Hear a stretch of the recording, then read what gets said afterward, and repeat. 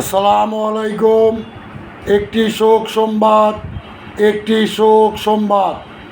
কাওয়াক নিবাসী মুসা পরামানিক, মানিক, মালেক, পারভেজ ও ইব্রাহিমের আব্বা আজ রাত 1টার দিক তার নিজস্ব বাসভবনে ইন্তেকাল করিয়াছে।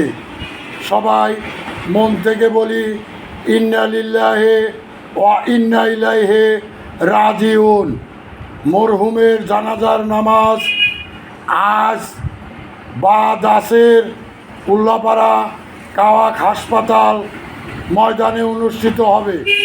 উক্ত জানাজার নামাজে সকল ধর্মপ্রাণ মুসলমান ভাইদের উপস্থিত থাকার জন্য বিশেষভাবে অনুরোধ করা হলো।